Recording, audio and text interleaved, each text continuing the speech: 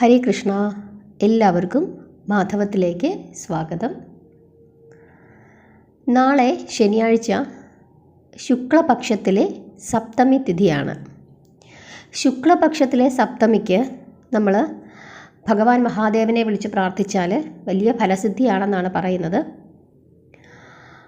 അത് തന്നെയുമല്ല, ശനിയാഴ്ച ആയതുകൊണ്ട് തന്നെ ഭഗവാന് വലിയ വിശേഷപ്പെട്ട ദിവസമാണ്. ഇനി ഞാനിന്ന് പറയാൻ വന്നത് നമ്മൾ ഭഗവാന് ധാര ചെയ്യുന്ന കാര്യത്തെ പറ്റിയാണ്. അതായത് ഭഗവാൻ മഹാദേവന് ഏറ്റവും പ്രിയപ്പെട്ട വഴിപാടാണ് ധാര എന്ന് പറയുന്നത്. പണച്ചെലവ് അധികമില്ലാത്ത വളരെ തുച്ഛമായ പൈസ മാത്രമേ ജലധാരയ്ക്കൊക്കെ ഉള്ളൂ. അതുകൊണ്ട് തന്നെ നമ്മൾ ശിവക്ഷേത്ര ദർശനത്തിന് പോകുമ്പോൾ ഒരു ജലധാര എഴുതിപ്പിക്കുന്നത് വലിയ വിശേഷമാണ്. അത് നമുക്ക് വലിയ ഫലത്തെയാണ് പ്രദാനം ചെയ്യുന്നത്. പിന്നെ ജലധാര അല്ലാതെ പലതരത്തിലുള്ള ധാരകളുണ്ട്. വലിയ പണച്ചിലവുള്ള ധാരകളുണ്ട്. അതല്ല, ക്ഷീരധാര പോലെയുള്ള സാമാന്യം തരക്കേടില്ലാത്ത വലിയ പണച്ചിലവില്ലാത്ത ധാരകളുണ്ട്. അതല്ലെങ്കിൽ എപ്പോഴും നമുക്ക് ചെയ്യാൻ പറ്റുന്ന ഒന്നാണ് ജലധാര. ഈ ജലധാരയിൽ തന്നെ അഷ്ടഗന്ധധാരയുണ്ട്. അതായത് നമ്മൾ മരുന്ന് കടയിൽ, അങ്ങാടി മരുന്ന് കടയിൽ ചെന്ന് ചോദിച്ചാൽ നമുക്ക് അഷ്ടഗന്ധം കിട്ടും.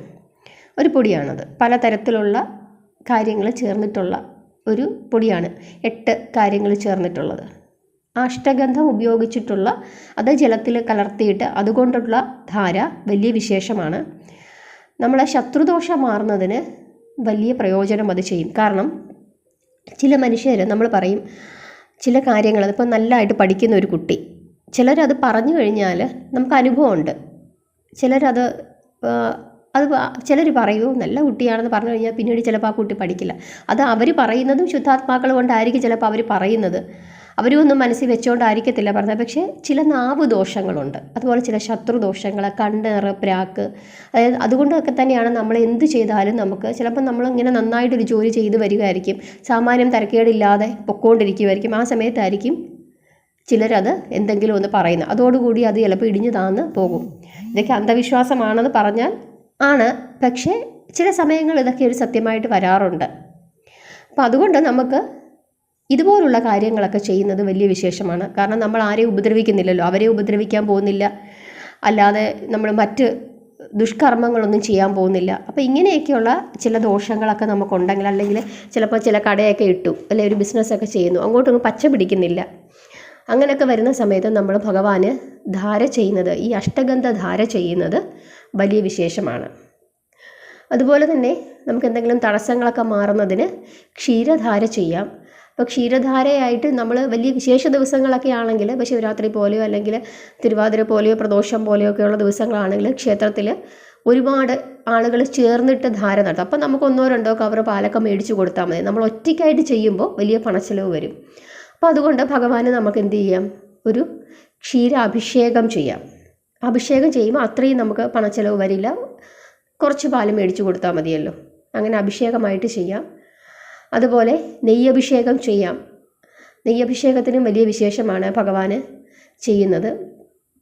അതുപോലെ കരിക്ക് ധാര അല്ലെങ്കിൽ കരിക്കിൻ്റെ അഭിഷേകം, ഇതൊക്കെ ചെയ്യാം. കരിക്കിൻ്റെ അഭിഷേകം വളരെ നല്ലതാണ്. നമ്മൾ ശിവരാത്രിക്കൊക്കെ ചെയ്യാറുണ്ട്. നമ്മുടെ മനസ്സിന് ഒരു അസ്വസ്ഥതയുണ്ടെങ്കിൽ, അതായത് നമുക്ക് എപ്പോഴും ഒരു അസ്വസ്ഥത കുറവ്, ഒരു വിഷമം, എപ്പോഴും ഒരു പ്രയാസം, ഇങ്ങനെയൊക്കെ തോന്നുന്നവർ, അതുപോലെ നമ്മൾക്ക് എന്തെങ്കിലും പാപങ്ങളൊക്കെ നമ്മൾ ചെയ്തിട്ടുണ്ടെങ്കിൽ അത് നമ്മളെ മനസ്സിനെ ഇങ്ങനെ അലട്ടിക്കൊണ്ടിരിക്കുന്നുണ്ടെങ്കിൽ, ഇങ്ങനെയൊക്കെയുള്ള പ്രശ്നങ്ങളൊക്കെ ഉണ്ടെങ്കിൽ കരിക്ക് ധാരയും അല്ലെങ്കിൽ കരിക്ക് കൊണ്ട് ഭഗവാൻ അഭിഷേകം ചെയ്യുന്നതും വലിയ വിശേഷമാണ്. അതുപോലെ തേൻ കൊണ്ട് അഭിഷേകം ചെയ്യുന്നതും വലിയ വിശേഷമാണ്. അതും ഈ പറഞ്ഞതുപോലെ ശാപദോഷങ്ങളൊക്കെ മാറുന്നതിനായിട്ട് തേൻ കൊണ്ട് ഭഗവാൻ അഭിഷേകം ചെയ്യുന്നത് വലിയ വിശേഷമാണ്. അപ്പം ഇതൊക്കെയാണ്, ഇങ്ങനെയൊക്കെയുള്ള ധാരകളൊക്കെ ഉണ്ട്. എന്തായാലും നമുക്ക് സാധാരണക്കാർക്ക് പെട്ടെന്നൊന്ന് ചെയ്യാൻ പറ്റുന്ന കാര്യമാണ് ജലധാര. അതിൽ ഈ അഷ്ടഗന്ധധാര വലിയ വിശേഷമാണ്. അഷ്ടഗന്ധധാരയും ചെയ്യാം. അത് നമുക്ക് ശത്രുദോഷങ്ങളൊക്കെ മാറും. അതുപോലെ ഭഗവാന് പാലൊക്കെ മേടിച്ചു കൊണ്ട് കൊടുത്തിട്ട് ഭഗവാന് വിശേഷ ദിവസങ്ങളിലൊക്കെ അഭിഷേകം ചെയ്യുന്നതുമൊക്കെ വലിയ ഫലത്തെയാണ് പ്രദാനം ചെയ്യുന്നത്. അപ്പോൾ നമ്മൾ ശിവക്ഷേത്ര ദർശനത്തിന് പോകുമ്പോൾ ഈ ധാര ചെയ്യിക്കാൻ പറ്റുന്നുണ്ടെങ്കിൽ വഴിപാടുകളിൽ ഏറ്റവും പ്രധാനപ്പെട്ട വഴിപാടായ ധാര തന്നെ ചെയ്യിപ്പിക്കാനായിട്ട് ശ്രമിക്കുക. അത് നമുക്ക് വലിയ ഫലത്തെയാണ് പ്രദാനം ചെയ്യുന്നത്. പ്രത്യേകിച്ച് ഈ ശനിയാഴ്ച, തിങ്കളാഴ്ച ദിവസങ്ങളൊക്കെ, അല്ലെങ്കിൽ പ്രദോഷ ദിവസങ്ങൾ, തിരുവാതിര ദിവസങ്ങളൊക്കെ ഇത് വലിയ വിശേഷമാണ്. അതുപോലെ നമ്മൾ ഭഗവാന്റെ പേരിൽ അർച്ചന ചെയ്യിക്കുന്നത് വലിയ വിശേഷമാണ്. ഇപ്പോൾ നമ്മൾ ശ്രീകണ്ഠേശ്വരം ക്ഷേത്രത്തിൽ ചെന്ന് നിൽക്കുമ്പോൾ നമുക്ക് കേൾക്കാം മഹാദേവൻ തിരുവാതിര അർച്ചന ഇഷ്ടം പോലെ വിളിക്കുന്ന കേൾക്കാം. ആളുകൾ കൊണ്ടുവന്ന് കൊടുക്കുന്ന അർച്ചനയെന്ന് പറയുന്നത് നമ്മൾ സാധാരണ എന്താ ചെയ്യുന്നത്, നമ്മളുടെ പേരും നാളും അല്ലെങ്കിൽ നമ്മുടെ ബന്ധുക്കളുടെ കുട്ടികളുടെയൊക്കെ പേരും നാളും ഒക്കെ പറഞ്ഞിട്ട് അർച്ചന ചെയ്യിപ്പിക്കും. പക്ഷെ അവിടെ ഒരുപാട് ആളുകൾ എന്ത് ചെയ്യും, മഹാദേവൻ്റെ പേരിൽ അർച്ചന ചെയ്യിപ്പിക്കും. മഹാദേവൻ തിരുവാതിര ഇങ്ങനെ പറഞ്ഞ് അർച്ചന ചെയ്യിക്കുന്നത് ഞാൻ കാണാറുണ്ട്. അപ്പം ഞാൻ അന്വേഷിച്ചപ്പം ഞാൻ അതിന് മുമ്പ് സത്യം പറഞ്ഞാൽ അത് കേട്ടിട്ടില്ല, എങ്ങും കണ്ടിട്ടില്ല. നമ്മുടെ പേരും നാളും പറഞ്ഞ് അർച്ചന ചെയ്യിക്കുന്നതാണ് ഞാൻ കണ്ടിട്ടുള്ളത്. ഞാൻ അവിടെ അന്വേഷിച്ചു എന്തുകൊണ്ടാണ് ഈ മഹാദേവൻ തിരുവാതിര എന്ന് പറഞ്ഞ ആളുകൾ ഒത്തിരി അർച്ചന ചെയ്യിക്കുന്നത്. അപ്പോൾ പറഞ്ഞു മഹാദേവനെ പേരിൽ നമ്മൾ അർച്ചന ചെയ്യുമ്പോൾ മഹാദേവൻ പ്രസാദിക്കും. മഹാദേവൻ പ്രസാദിച്ചാൽ എന്താ സംഭവിക്കുന്നത്, നമ്മുടെ പ്രാർത്ഥനകളെല്ലാം ഭഗവാൻ കേൾക്കും. മഹാദേവന് ശക്തി വർദ്ധിപ്പിക്കുകയാണ്. അപ്പോൾ അത് നമ്മുടെ കുടുംബത്തിലുള്ള എല്ലാവർക്കും വഴിപാട് ചെയ്യുന്നതിൻ്റെ തുല്യ ഫലമാണ് ഒരു അർച്ചന ചെയ്യുന്നത്, മഹാദേവൻ തിരുവാതിര. അപ്പോൾ സാധാരണ നമുക്കിപ്പോൾ നമ്മുടെ വീട്ടിലൊരു 5 പേരുണ്ട്, 5 പേർക്കും കൂടെ അർച്ചന എഴുതിക്കുമ്പോൾ എത്ര രൂപയാവും, ആ ചീട്ട് അനുസരിച്ചിട്ട് നമുക്ക് കുറേ രൂപയാവും. പക്ഷെ ഒറ്റ ചീട്ട് എഴുതിച്ചാൽ മതി, എന്ത്, മഹാദേവൻ തിരുവാതിര.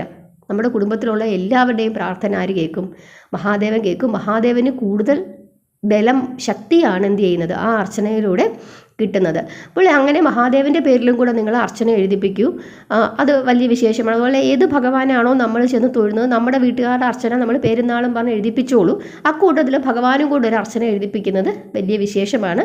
ഞാൻ ഈ ശ്രീകണ്ഠേശ്വരം ക്ഷേത്രത്തിൽ അത് ധാരാളം കണ്ടിട്ടുണ്ട്. കാരണം നമ്മുടെ അർച്ചന വായിക്കുമ്പോൾ നമ്മൾ പേര് മുറുക്ക വായിക്കുമല്ലോ അർച്ചനയുടെ പ്രസാദം തരാൻ വേണ്ടിയിട്ട്. ആ സമയത്ത് മഹാദേവൻ തിരുവാതിര ഒത്തിരി പേര് ഇങ്ങനെ ഒത്തിരി ആളുകൾ അത് ചെയ്യിക്കുന്നതായിട്ട് ഞാൻ കണ്ടിട്ടുണ്ട്. അപ്പോൾ എനിക്കും തോന്നി അത് ശരിയാണല്ലോ, അങ്ങനെ തോന്നി. അപ്പം അങ്ങനെയുള്ള കാര്യങ്ങളൊക്കെ നമുക്ക് ചെയ്യാം, വലിയ വിശേഷമാണ്, നമുക്കതിനുള്ള ഫലമൊക്കെ കിട്ടും. അതുപോലെ ധാരയുടെ കാര്യത്തിൽ നിങ്ങൾ പ്രത്യേകം ശ്രദ്ധിക്കുക. ഇതുപോലെയുള്ള നമുക്കൊരു ദോഷങ്ങളൊക്കെ ഉണ്ടെങ്കിൽ, ശത്രുദോഷങ്ങളൊക്കെ ഉണ്ടെങ്കിൽ ഈ അഷ്ടഗന്ധധാര വലിയ വിശേഷമാണ്, അത് ശ്രദ്ധിക്കുക. അതുപോലെ തന്നെ ക്ഷീരം, പാല് കൊണ്ടിട്ട് നമുക്ക് എന്ത് ചെയ്യാം, ഭഗവാൻ അഭിഷേകം ചെയ്യാം.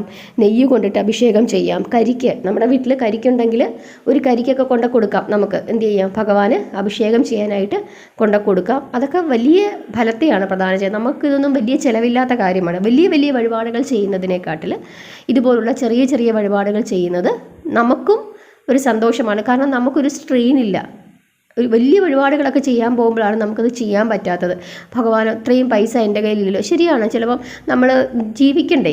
നമുക്കിപ്പം എല്ലാം കൊണ്ടുവന്ന് ക്ഷേത്രത്തിൽ വഴിപാടിനോ അല്ലെങ്കിൽ അമ്പലത്തിലോ കൊണ്ട് കൊടുത്താൽ നമുക്ക് പൈസ കൊടുക്കാനുള്ളവർ നമ്മുടെ വീട്ടിൽ വന്ന് നിൽക്കുമ്പം നമ്മൾ എന്താ ചെയ്യുന്നത്, അവർ അമ്പലത്തിൽ കൊടുത്തു എന്ന് പറയാൻ പറ്റുമോ?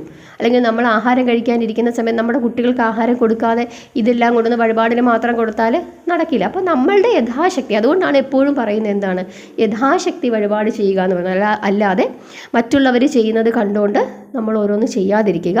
അതുകൊണ്ട് എല്ലാവരും ഭഗവാന് ധാര ചെയ്യുക. പ്രത്യേകിച്ച് ശനിയാഴ്ച ദിവസം തിങ്കളാഴ്ച ദിവസമൊക്കെ ഈ കൃഷ്ണപക്ഷ സപ്തമിക്ക് ഭഗവാനെ വിളിച്ച് പ്രാർത്ഥിക്കുന്നത് അത്ര നല്ലതല്ല. കൃഷ്ണപക്ഷ സപ്തമി അല്ല, ശുക്ലപക്ഷത്തിലെ സപ്തമി.